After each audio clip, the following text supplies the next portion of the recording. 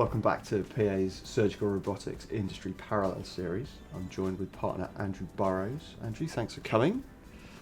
As an aviator and an engineer, I'd like to ask you about the skill sets that pilots need in a cockpit. In the operating theatre, we're seeing increasingly surgeons are being asked to control an instrument, and it's looking more like a cockpit than hands-on skill. What skills are needed to be a successful aviator? So you need to be able to deal with high cognitive loads in the cockpits, and you need to have good motor skills. That sounds like a slightly different skill set for a surgeon. Are those skills innate or are they learned? For pilots, it obviously starts with selection. Selection of people who have got the ability to handle high cognitive workloads and have motor skills. They then go through an extensive period of training.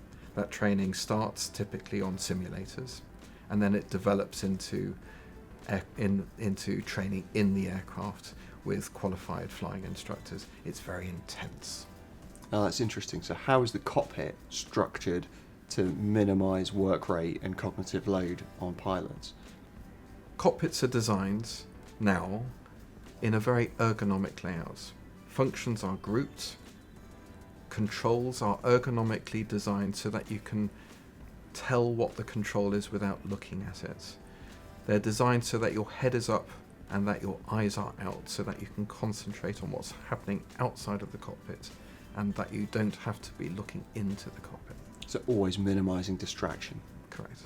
So how do pilots keep their skills alive?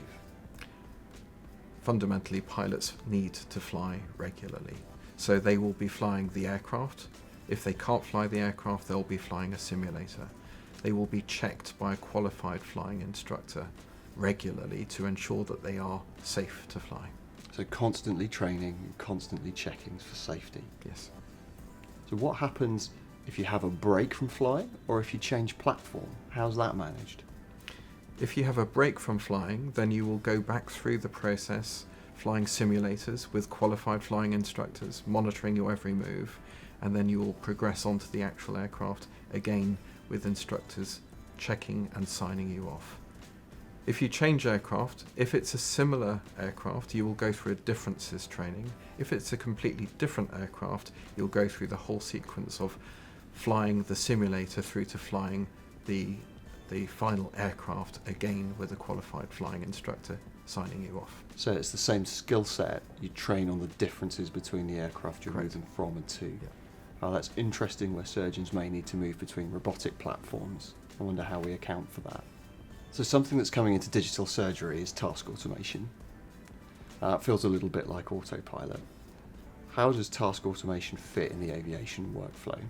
In aviation, autopilots enable you to maintain accurate flying. They also enable you to reduce pilot workload.